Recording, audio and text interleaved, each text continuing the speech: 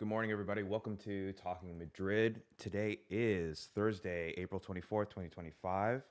It is about 6 o'clock, 6 a.m. my time, but I want to thank everyone for joining the stream. Big day. I just kind of want to talk about a few things that came out today. Obviously, we're going to speak about the game the game that we played yesterday against Getafe, about that 1-0 Arda Golazo. Also, want to speak about reports coming out about Vinicius Jr.'s contract and conflicting stories with that between the club and then Vinicius' entourage. We're going to talk about also there is news that Camavinga is now out for the rest of the season and he will no longer be able to play in the Club World Cup. So we want to briefly talk about that and talk about our options for Barcelona this Saturday and what some of the lineups, what we're forced to play with. And we can talk about some of the tactics also, but also we're gonna do a preview video probably coming out tomorrow discussing what we need to do, how we can be successful, and hopefully we can get a trophy this year. But first,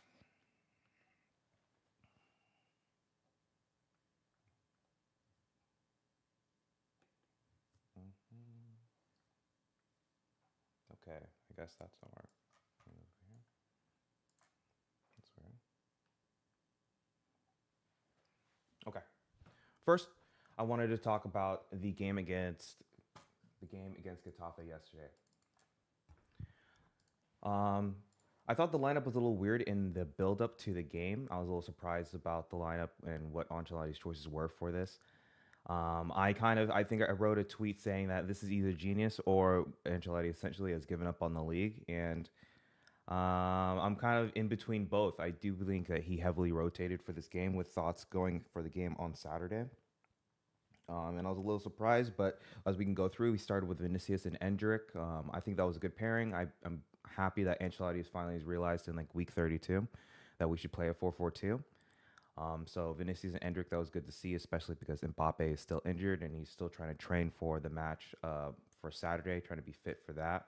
So I thought it was good to get Endrick out there, especially because Endrick has been one of the best players in the Copa del Rey whenever he gets minutes. So that was good. Rest Rodrigo, and then obviously I thought the thought process is like probably in like the 60th minute or so or 65th minute, Rodrigo to come in for Vinicius and give Vinicius some reprieve. Um, Vinicius as well, Valverde, Tchouaméni, Arguler, Diaz. I thought that midfield was a little lacking in control, and boy was I wrong. I was pleasantly surprised by what I saw from Arda Güler, but we'll go into detail a little bit later. Vasquez as right back, Asensio as center back, Alaba as once again the left side of center back, and Fran Garcia on the left with Thibaut Courtois once again with a 9.0, our man of the match as well. Getafe, in classic Getafe fashion, had a 5-4-1. Just they employed MMA tactics. They barely play football in Getafe, and I guess it's the I'm not going to say that, but apparently they get all of our former Castilla players who have a gripe against Real Madrid and try to hurt us at every single opportunity that they can. Whether it was Peter, whether it was what was his name, Alvaro Rodriguez, whether it's Borja Mayoral, all of them just leaving foots in, knees, elbows, shoulder checks, and the ref didn't do anything. But just very quickly, I just wanted to speak about the game. Very quickly, I want to speak about the game. I thought that Vinicius had an amazing game. Vinicius so far is having an amazing 2 games. In the first half, Vinicius was kind of everywhere. I know I was kind of complaining a little bit on the match day about why is Vinicius picking up the ball from Asensio? Why is he picking up the ball from Vasquez? Why is he playing? Why is he playing right wing when stop collecting the ball in our own half? But he did drop deep, and then he had more of a role of like kind of dictating where the ball was going to go and where we were going to play and such. He also, like I said, was taking players 1-on-1, even 2v1. It was pretty successful. I probably have to check his successful take-ons, but I do believe he had the highest amount of successful take-ons in the game. And this is kind of reminds me of the Vinicius from last year. The Vinicius from last year was just kind of relentless and continually attack and attack and attack. But he used to attack in my opinion, better positions. Yesterday it didn't really matter because he was really like he was the main guy out of the front 6. here. So he kind of had free license to kind of go wherever. It looked like Endrick was really more so deployed in between at the time. I guess in the second half, but he was deployed in like the at the center backs, kind of sitting in between the center backs and occupying that space, so that the center backs actually had to track him like a classic number nine. While Vinicius kind of had more of like a free role, where he was able to pick up the ball from Asensio, Alaba, Fran. Picked up the ball from Vasquez a few times. So he was kind of all over the place, and it caused a lot of confusion between obviously their midfielder and their center back pairings.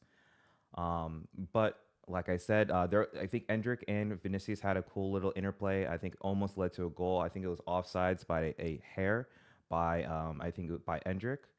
But and it was actually a great. No, actually, it wasn't offside. That was another one. But Endrick, I think, yeah, played a little nice little 1-2. Endrick shot it, and the goalkeeper was able to put enough on it for a defender to clear it off the line. And I believe there was another interplay between both of them when Endrick was just a hair offsides. And he actually had a poor finish, and I think Ancelotti actually spoke about that after the game.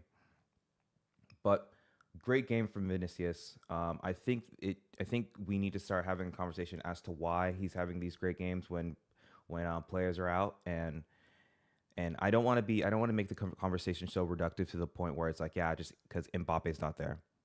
I don't fully believe that's the reason. I think there's probably having something to do with more of the system, and allowing him to pretty much, once he understands that he doesn't have to cover all the way back here all the time because you have four midfielders, that frees him up to really kind of cause a lot of devastation in these kind of areas of the field. And that's where I believe that he was most successful, especially in the games against Bayern and the games against Dortmund. Like, he had the energy. He didn't have to track back. I mean, he did track back. I'm not only saying he didn't, but he didn't have to do it as much and expend that amount of energy to go help out Fran Garcia or whomever was playing the left back at that time. So he can consistently attack these and isolate and take on 1v1. Many times he beat the first man, and then the second man came and he either put a cross in, he went for a meg that got a corner, but he was continually just being an offensive threat and doing having a lot of offensive interactions. So, and Vinicius, amazing, great, great, great. It's great to see him that he's coming back on form. Hopefully, this form extends to the weekend because boy, we will need it. Um, yeah. So then the next thing, Endrick. I thought Endrick had besides the one or two chances that he had, you don't really see Endrick actually coming back to collect the ball.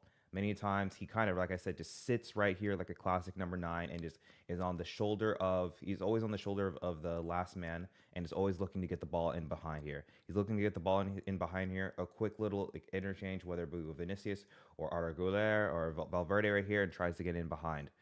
And I think that's a profile that, since Jose Lu has left, that we don't have. We don't have someone who really actively crashes the box. I know that's been one of my complaints throughout this entire season about just about how our players are. We have pretty much three wingers, and none of them really understand how to play a striker role. Especially in this case with Mbappe being the number nine, he's supposed to be our striker. He doesn't really crash the box. He kind of sits right about here for cutbacks, and then he can try to curl it, or you try to first time it, or all that stuff. But from where I'm coming from, all three of them say Ronaldo is Ronaldo, Nazario, and Cristiano Ronaldo. Well, Cristiano Ronaldo first, and then Nazario for the Brazilians. Is their inspiration. And I'm surprised that they say that because they don't take any of his box movement. Like, there are so many times you can watch Cristiano when he gets on the end of anything, even if he doesn't score, he takes it. If there's a half chance, Cristiano is going to be there. Where he will make two or three different runs. He'll check here, then check back here, and then check here. Like, he'll do like three different runs where he's hitting different posts, and it's completely confusing the defender. While these players kind of just sit here and just waiting for a cutback, and they're being very static. But like I said, it's great to have a profile like Endrick here. I think Endrick needs a lot more minutes. He's still extremely raw. In my opinion, there were some poor decisions on his part that Ancelotti did bring up in the press conference, and I do not have those quotes up. Let me see. I'll probably be able to find it, or maybe I'll have another video on Talking Madrid Extra where we go through the press conference.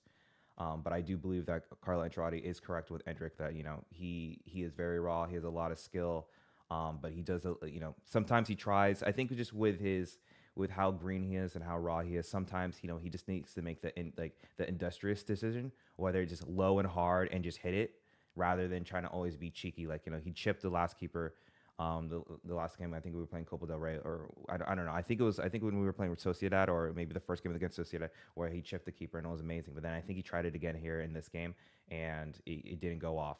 Especially in La Liga where we're fighting for a title. Sometimes just try not to be so clever and just like finish. Just finish, finish, finish. So I think 6.2 is good. He didn't do much other than that. So there's that. Brahim Diaz. I thought Brahim Diaz did better in the second half. I thought the first half he was kind of isolated just because Vinicius was getting a lot of the majority of the ball, and I think this is probably apt for everyone who plays on the right wing.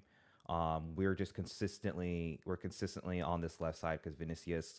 I think I was saying in the game where he just has so much gravity towards him. Like the ball just it just goes to him. Like everyone just kind of plays through him just because of I guess the dynamic that we've been playing for the past few years. So whomever plays on the right, obviously does not get half as many touches as Vinicius or the players here on the left.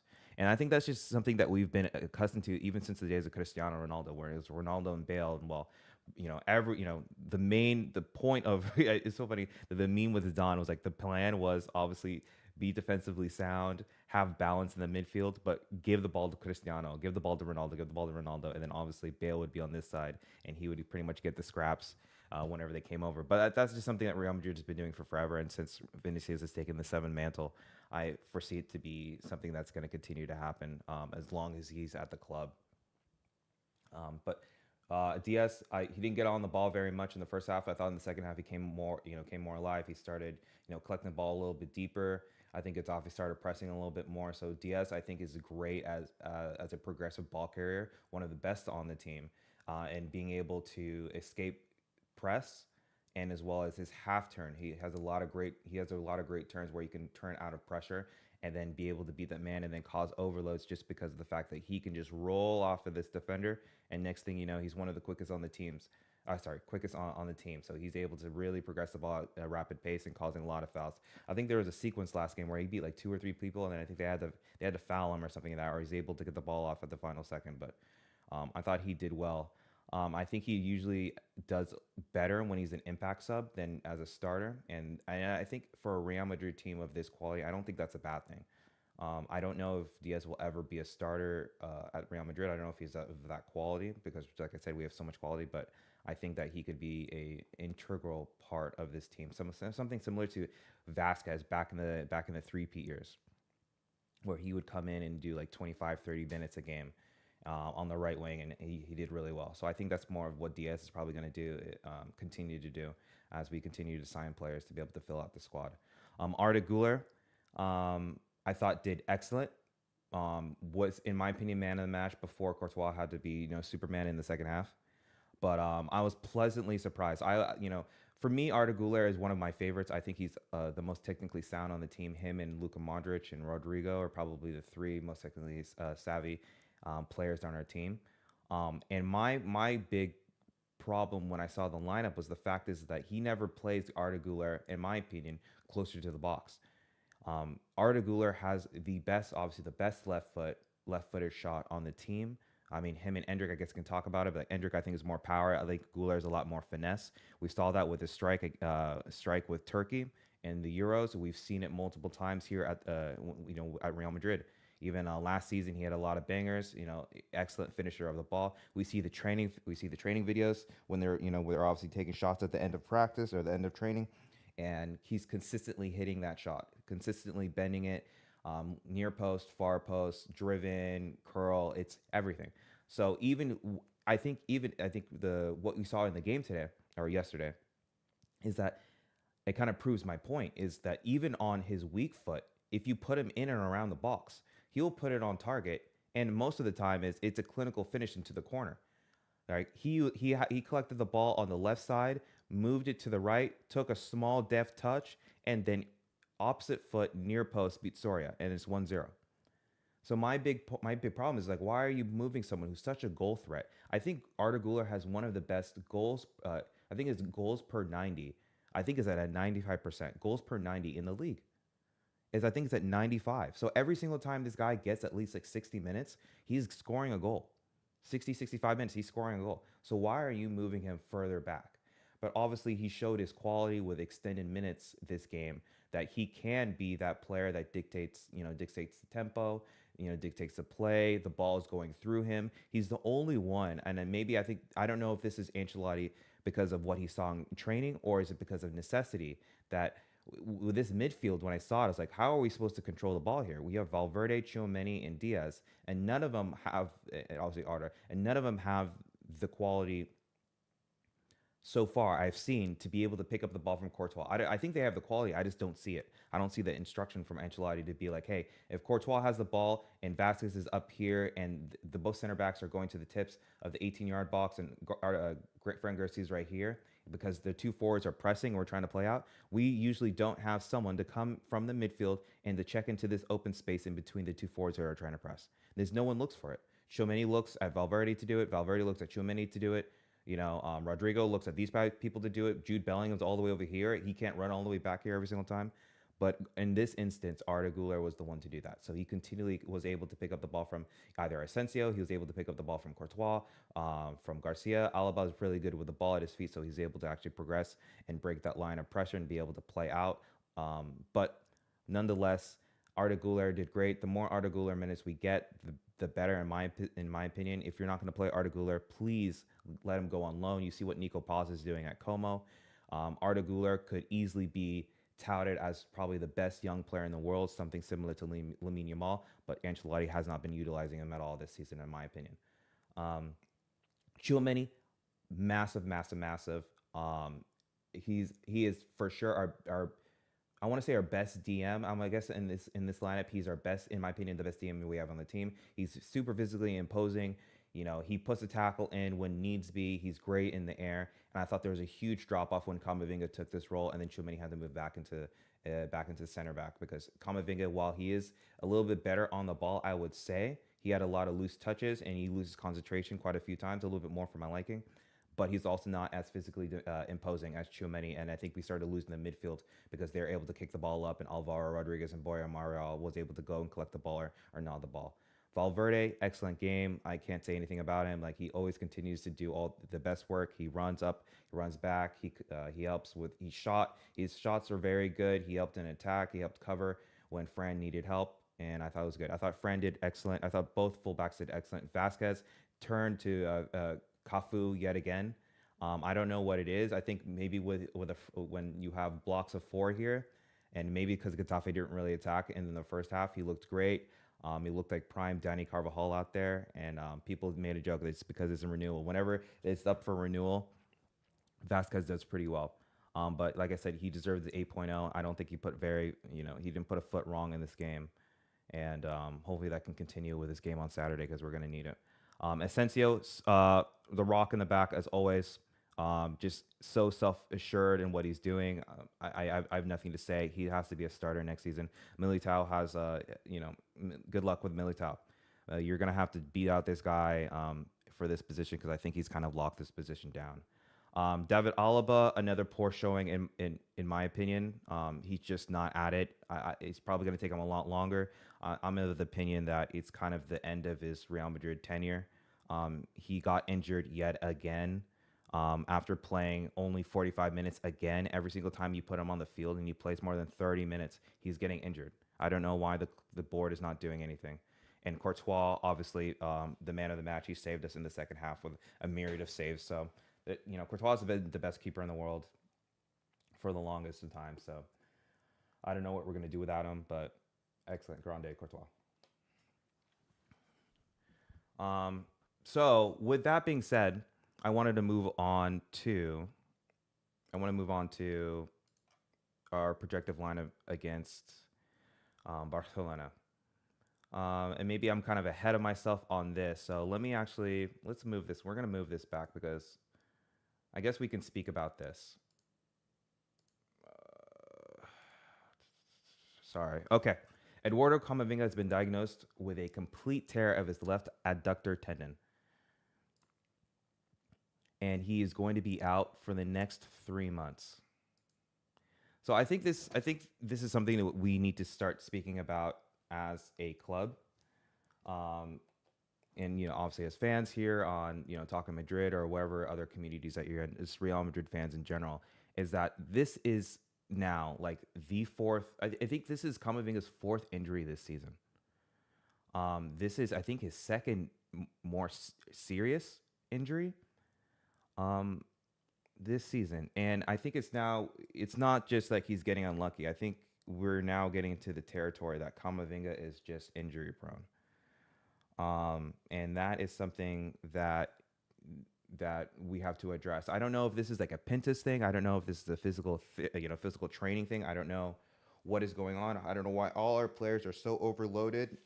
In my opinion, I don't think Camavinga has played the most amount of minutes on the team. That goes obviously to Valverde. I think a report just came out that said Valverde has played the most amount of minutes in all competitions in the entire of Europe. But Valverde is just a machine, so I guess that's a little bit different. But Camavinga continually seems to get injured, and this time is with his left adductor tendon. That seems really serious. So he's out for the next 3 months. I think we need to start having conversations about what are we going to do and who do we need to bring in to reinforce this. I don't know if the plan is, and I think I understand the board. Their plan is probably just to continue to give minutes to Arda Güler and Brahim Diaz and increased minutes. But if we look at our defensive mids, the only defensive mids we really have who are truly defensive mids, and is really Tchouaméni. Tchouaméni is really our only defensive mid. We have a whole bunch of eights that play number six. Camavinga yesterday was, in my opinion, not the greatest. I thought he had, I thought he had a really poor showing, to be honest. Besides, I think he had one really good progressive carry where I think he beat I think he beat one person, megged another person, and then I think he had a shot in the box that went out for a corner kick. But there was plenty of times where he did not hear the man that was coming, from behind. Like there's a forward that was pressuring from behind. There's a lot of times he just made errant passes, a lot of easy passes, like he just wasn't concentrating, and then we lost possession. And then they went on a counterattack. And I think this is just something that Camavinga has been doing for a while now. And I think, I don't know why he's not improving. I'm assuming that it has to do with maybe Ancelotti's style, where he's not giving a lot of instructions. And maybe I think a lot of these players probably deal better with having clear instructions and having a clear way of playing, a clear system. So like they understand what they're supposed to do when they're supposed to get the ball. Sometimes when players are given too much freedom, sometimes they overthink, and that's when you have opportunities, or you have situations where they're just losing the ball and they're making the wrong decisions and they're thinking too much, and they're split between two decisions and then they lose the ball and stuff like that. But this has been the story for Camavinga for a while. I thought once Camavinga went into the midfield, you moved Tchouaméni back, we lost our physicality in midfield, and that's when Getafe really started to. Did I already close out a foot mob? I did. If you look at the momentum,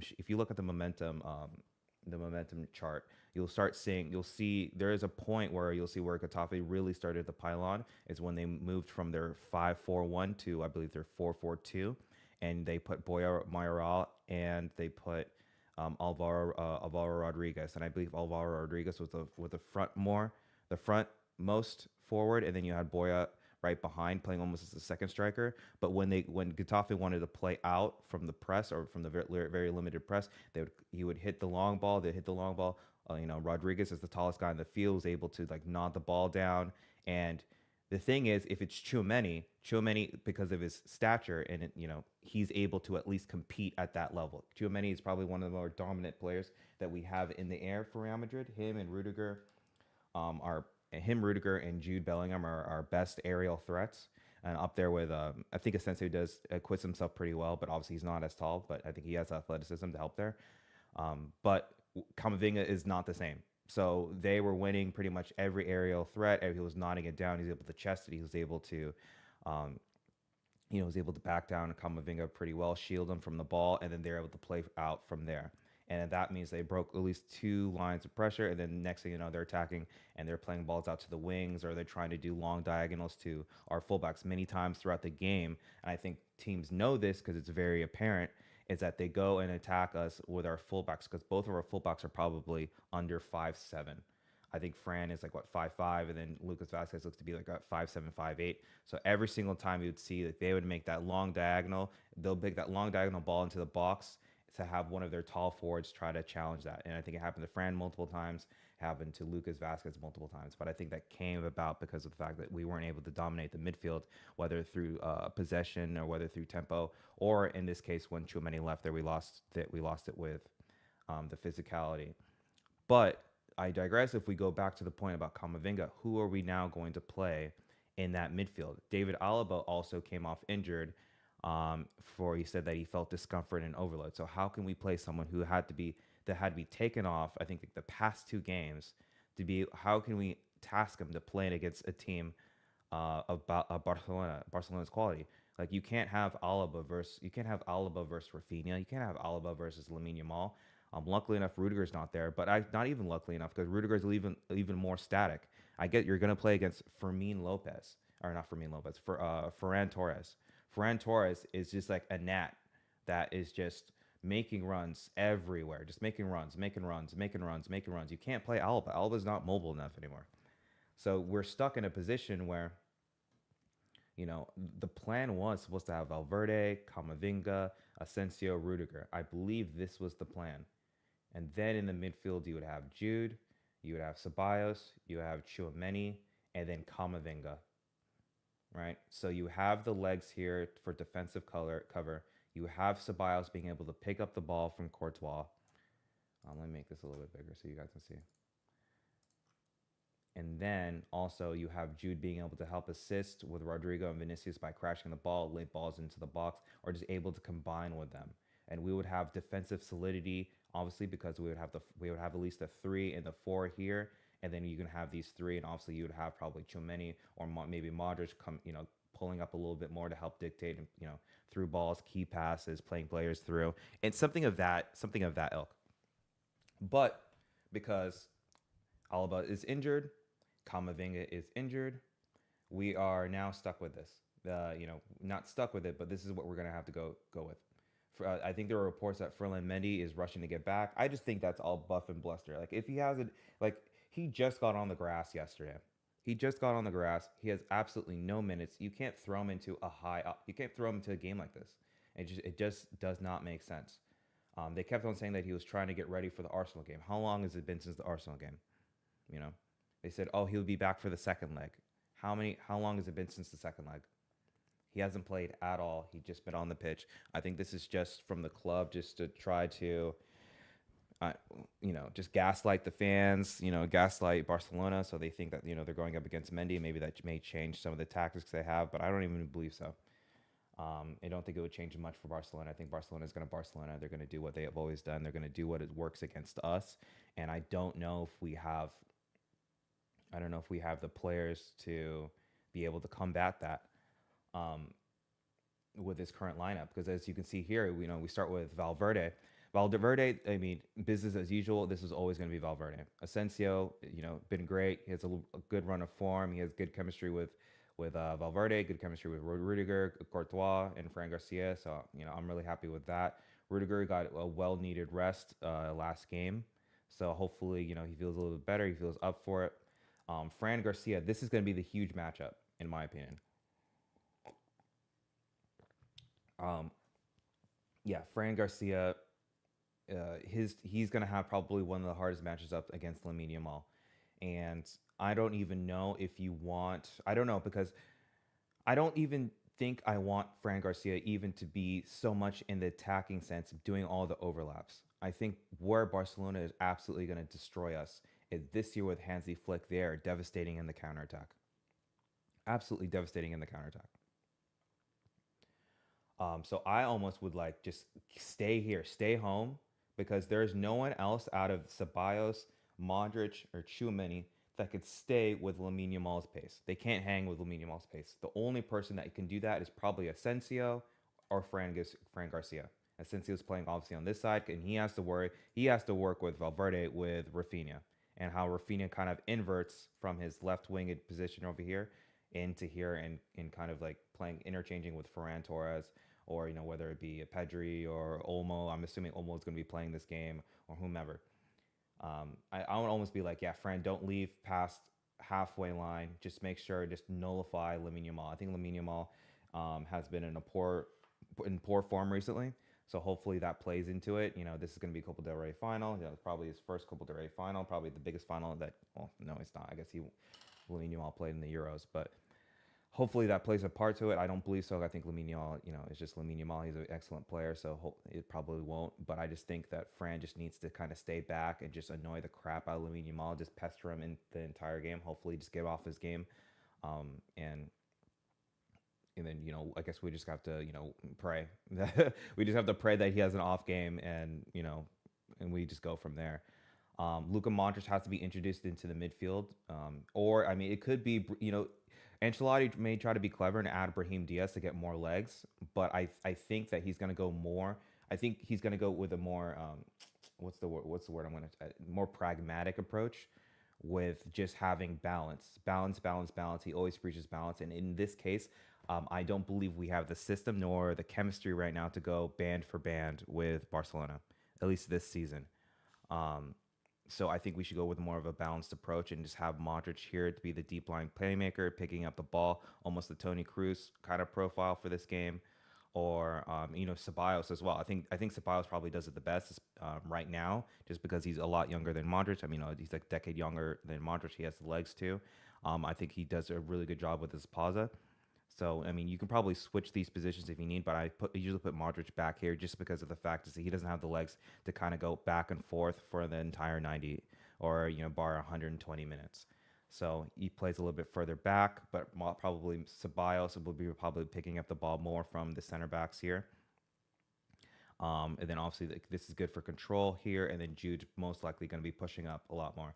Tchouameni is going to be here, obviously, for defensive cover. He'll probably go into a pivot. He'll probably rotate into more of a pivot role here. Jude Bellingham, like I said, when we have good defensive cover back here, Jude that kind of unlocks Jude to be more along this line here, being able to play, obviously collect the ball from here. He doesn't have to go all the way back to help Fran. He doesn't have to pick up the ball all the way from Rudiger. He can start his attacking positions from this area, and then be able to really connect with Vinicius and Rodrigo up front. I think this will be good because oftentimes you'll see Valverde will probably start bombing forward at certain parts of the game, and be either cutting the ball in, or putting crosses into the box. Bellingham is going to be our main crash out of the box, or our main aerial threat. We did it so often against Arsenal, and Jude Bellingham was playing back here in this position, so you're crossing to essentially ghosts, because these two are always going to play up here. So now that Bellingham's a little bit closer, he can head on to the ball, and hopefully we can see some success there, or maybe just like cutbacks. The ball kind of just pops up in this area, and Bellingham just has a nose for it, and being able just to pop up in the right area and just boom, just first time hits, or what he did last season. Just let's put him into a position where he can be one of our best players like we did last season, and we saw a lot of success with that. But yeah, those are my thoughts with that.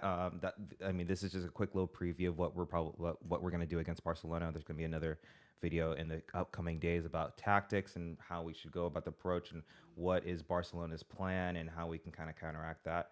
I don't know if we have the players to do it, especially because we have so many injuries, but I do know that we have the heart and we have the spirit of Real Madrid. So hopefully that takes us through, especially if it's a final. It's a big final. Yes, we did lose one final against them this year, but that was the Spanish Super Cup, and this is the Copa del Rey, and this is a bigger tournament. So I'm hoping that the Real Madrid spirit kind of gets us through that, because, man, we are injured, we are hurt, but we're still in this. And to be honest, I'm kind of ticked off about that Lamine Yamal post he posted on Instagram. Man, that guy,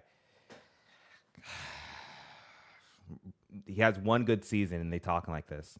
I need whoever's going to be coaching next season. I need us to. We got to steamroll Barca and put him back in our place. But that's that. The last thing I want to talk to you guys about is the big report that came out. Is Vinicius Jr. and his Real Madrid contract and the interest from Saudi. There are conflicting reports that came out, and there was a large article that came out from The Athletic by Mario Cartagena. I think I'm saying that correctly. But I wrote some notes so we don't have to read all of it. But essentially what's going on here is that it's been a major talking point with Real Madrid about Vinicius' contract all season. There's said like, oh yeah, both parties are not concerned. They know that they're gonna come to like an amicable decision. There's no pressure. There's no pressure currently right now. Vinicius' contract runs until 2027, and it includes a $1 billion release clause. But what put a spanner in the works was the fact that Saudi Arabia, via its Public Investment Fund, the PIF, has made repeated attempts to sign Vinicius Jr. since 2023. And including in this offer, the sources that are close said that it is the biggest contract in the history of sports. Um, Obviously, there's been multiple meetings and contacts occurred, including a phone call in Prague and a face-to-face discussion in London. Al Lahi, a Sadio club, was specifically mentioned as a potential destination. Vinicius Jr. did not completely rule out the move, but felt it was not the right time, partly due to his ambition to win the Ballon d'Or and his excitement about Real Madrid's new super team with Kylian Mbappe. Um, Real's stance, right? Real Madrid has been consistently refused to negotiate with the Saudi representatives and remains firm on the player's release clause. The club offered Vinicius a junior a deal with a salary between 15 million and 20 million annually, similarly to what he currently earns, with bonuses close to Mbappe's base salary. I think that's a huge thing here. This huge thing that's going on with the contract is, I think, the fact that Mbappe's base salary is a lot higher than Jude's. This is going to happen with Jude coming soon. I guarantee you. Just watch it next year. I know that they already kind of talked about a renewal with Jude, but I think that we're gonna this is gonna be a problem, because the reason why Mbappe's salary is so high is because it was on a free transfer. Obviously, he got a signing on bonus, but also his salary, I think, made Mbappe. I think Mbappe is the second highest salary in the club right now. It is David Alaba, and hopefully we can get off that. I think these salaries, these inflated salaries, we didn't usually have this. I think that was one of the main reasons why Florentino did not re-sign or didn't want to renew Cristiano Ronaldo, was because Ronaldo was asking for a certain salary, and a certain payout. And usually at Real Madrid, we have rules for this, that we don't do that for players. We don't give certain contract lengths, and we don't give certain payouts or salaries to players that are over 30. But for Mbappe, for whatever reason, Florentino Perez has been in love with Mbappe forever and has been a forever target. And I don't know if this is more of like an ego thing with him, or maybe it was a marketing thing, or I'm not exactly sure. But in his case, we gave Mbappe the world with, essentially, we gave him like 100+ million signing on fee. We gave him the second highest salary on the team, that I think already breaks the wage rule that we have. And then on top of that, we gave him an unprecedented 80%, 75 or 80% of his imaging rights. So I think when doing that, he kind of caused a problem for the future, because now all the players that were here before Mbappe, who have won multiple Champions Leagues, or won a Champions League, or Ballon d'Or top three contenders, or a Team of the Years, and UEFA Team of the Year, and La Liga Player of the Year, are now going to be like, I did all this for the club. Why am I not getting paid similarly? So that's essentially where I think that's where we're at right now. So the report goes: Vinicius Jr. rejected Madrid's initial renewal offer and is seeking a historic contract, reportedly in the region of about 30 million per year, including salary, bonuses, and a renewal bonus, matching or exceeding Cristiano Ronaldo's highest ever club package.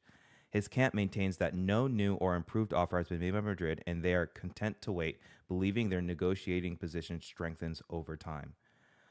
For me, this is where I am. I'm team Vinicius when it comes to getting a contract, and obviously I'm team anyone who is negotiating with an employer to get the best contract, because most times employers will always lowball you. They will always lowball you, and they're not on your side. Um, and that's with like every industry. You have to advocate for yourself, and you don't get what you don't ask for. Um, but in this case, asking for a contract and renewal bonus matching or exceeding Cristiano Ronaldo's highest ever club package is, I think, where the problem is going to be.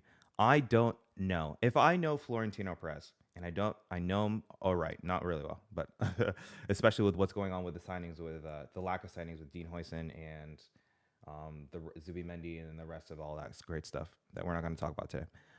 Is the fact is that asking for a package that is matching or exceeding Cristiano Ronaldo, who is Ronaldo's greatest, or Real Madrid's greatest ever player of all time, greatest ever player of all time, gave you 4 Champions Leagues, a three-peat, multiple Ballon d'Ors. I think Ronaldo won 4 Ballon d'Ors at Real Madrid, 4 or 5 Ballon d'Ors at Real Madrid. Like all the records. Like I think what Ronaldo scored how many goals? Like 500 or sorry, 451 out of 450 games or something like that. A goal per game. And while Vinicius has done a lot, that to me, especially in this market with PSR and with all the sanctions from UEFA, I just can't see a world post pandemic. I don't see a world where Florentino does this kind of deal. Like it just does not make sense. Like it doesn't make sense. If you were at Ronaldo's level, then maybe. If you were at Ronaldo's level at the age of, I think Vinicius is about 25 years old. If you were at 25 years old at Ronaldo's level, competing and winning multiple Ballon d'Ors and winning multiple Champions Leagues, yes, Vinicius has been integral in 2 Champions Leagues. I'm not gonna say that he's not, but still, that is I think that's a little bit too much. It's a little bit too much, and I would not recommend the club to give that kind of package because that kind of package is for a multiple Ballon d'Or best player in the world, definitively player. And I don't think that Vinicius has been playing like that at all this season. Last season, he came on strong, and the second half, and it was really, to be honest, the last quarter of the season. And this hot take that it shouldn't be hot was that Jude Bellingham was our best player last season. He's the one that carried us for 3 quarters of the season, and then Vinicius decided to turn on in the latter stages of the Champions League. But you know, and even like I said, this season as well. Even the prior season, Vinicius was good, but it was really Benzema is the one that was carrying us through. Benzema was the one that's scoring. The Benzema was the one that's getting the hat tricks. Benzema was the leader of that team, and Vinicius was his Robin then. And then even last season, I would dare say that Vinicius, while people are going to try to argue with me, is that there's a reason why Jude won the Liga Player of the Year and Vinicius did not. And if you look at the stats, and even in the Champions League in the final stages, Vinicius was the main proponent for definitely the Bayern game, and then obviously Jude gave the assist to Vinicius in the final. But I just think that this contract is too much. So just continue on. Despite media reports suggesting that the contract extension is until 2030 is imminent, Vinicius Jr.'s entourage denies that a deal is close, insisting that the next move is Madrid's. Vinicius Jr. has publicly reiterated his desire to remain and make history at Real Madrid, where he has already won multiple league titles and a Champions League, and multiple Champions Leagues, excuse me.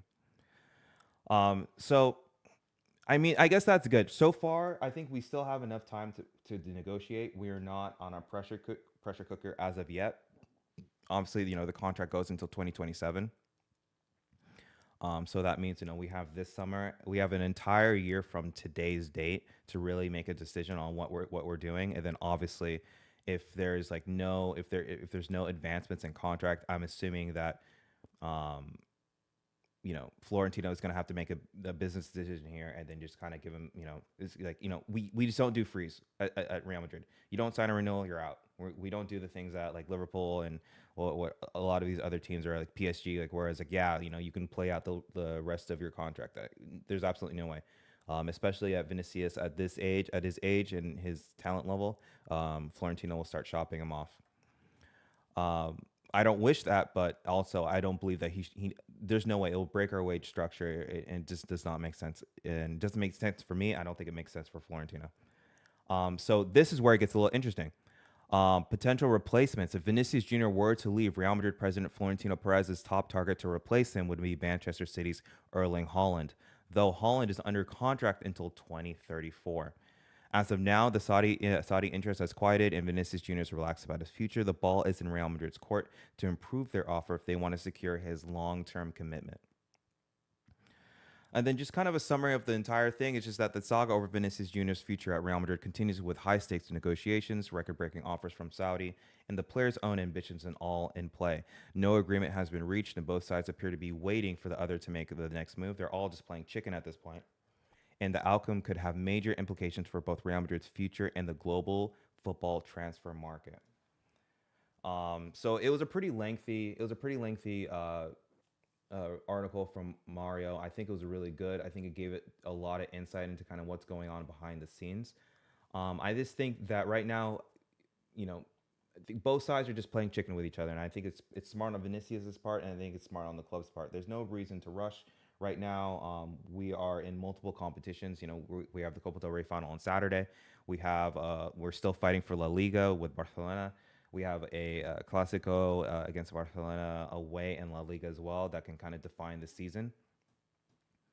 Carlo Ancelotti, it looks like he's going to leave at the end of the season. You know, you have Xabi Alonso kind of waiting in the wings, ready to go with that as well. There's no rush. We have a whole another year. We still have the Club World Cup. We don't know what's going to happen. There are going to be new signings. So there's a lot of play. I think this is good. I would probably side with Real Madrid, whereas like I don't believe that Vinicius, as of this point yet, deserves a contract the same as Cristiano Ronaldo. I think very few, if anyone, would deserve that kind of contract. And even then, they came to a point with Florentino Perez was like, yeah, we're not going to be able to do that because it's going to destroy our wage structure.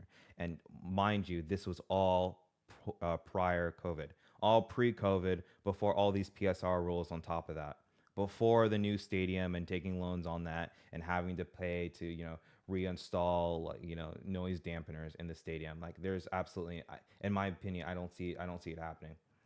Um, but that's just a problem that we're gonna have to face later on. But it looks like both parties are kind of calm. I think the interesting part about this is the Haaland thing, and I think that that would be the best for us if we don't sign a number nine in between then. And I mean, we probably won't because we have Endrick right now, and Endrick is probably going to be the only nine that we'll have unless something happens. If Xabi Alonso comes and starts asking for something, I think we would sooner turn Jude Bellingham into a number nine than sign a forward before trying to sign Haaland, in my opinion.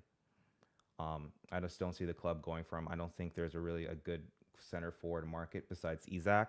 But you're going to have to ask Newcastle. The Premier League tax is going to be like 120 to 150, and they're not even looking to sell because I think they are in Champions League contention, and I think he even said that he's not leaving Newcastle unless like they don't get Champions League. So I don't see that in their future. So yeah, just another report here that if Vinicius decides to leave, Florentino wants Erling Haaland as a replacement. The problem is, Haaland decided to sign one of the craziest contracts in sports history, um, for like essentially a 10-year contract. Like I don't even know what we're supposed to do with that.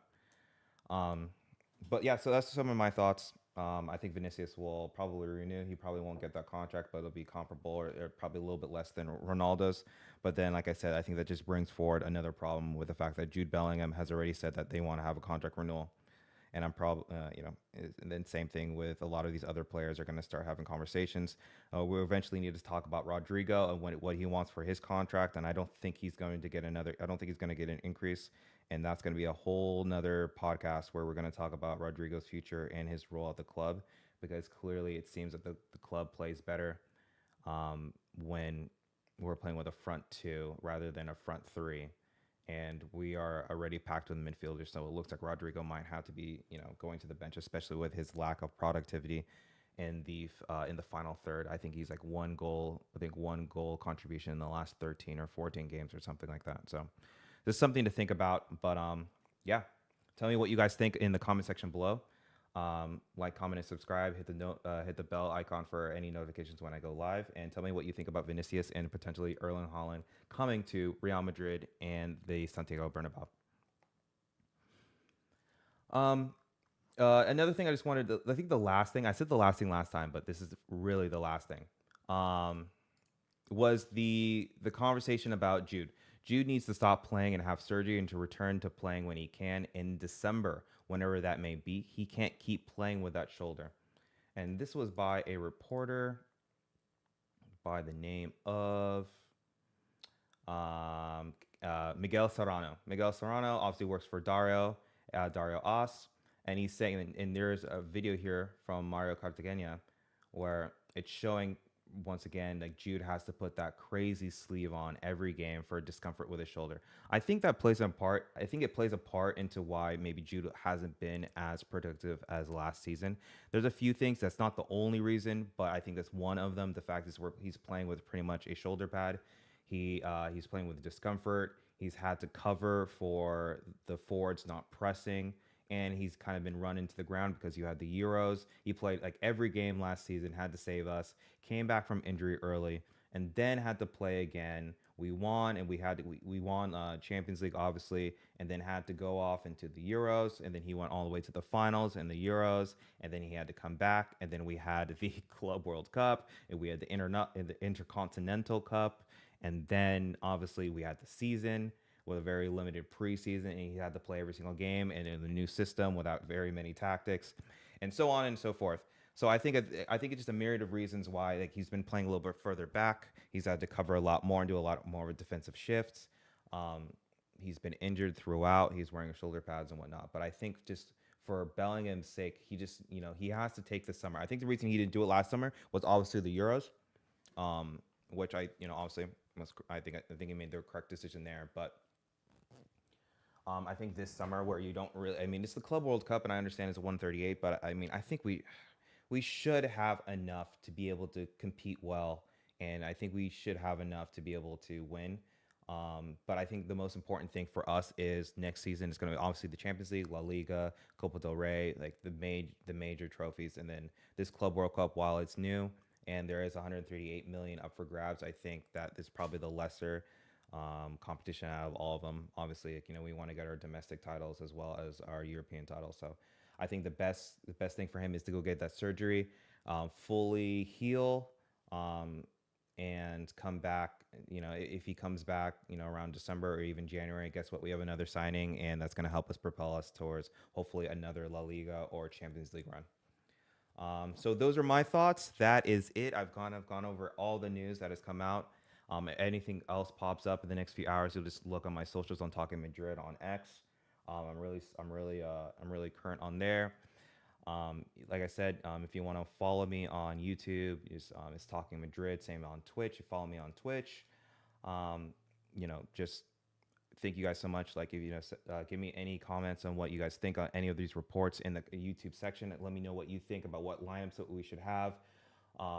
What should we do with Camavinga? Should we sign players in the midfield because we have injury prone players? What do we do with Lucas Vasquez and Modric? I think Vasquez, his renewal is kind of stalled. What are we doing with Modric? Is Modric going to renew again, or are we going to have to say, Modric, this is our last dance, and we need to reinvest? What are we going to do with Endrick? Are we going to put him on loan? Arda Güler, what do you think about him being in a more deep lying position? I thought he's better closer towards goal, but he showed so well that, to be able to play a deep lying playmaker. I'm assuming Ancelotti's going to play him there more and more the rest of the season. Should Jude get surgery before the Club World Cup, or should we win the Club World Cup and hopefully win the $138 million and make signings with that?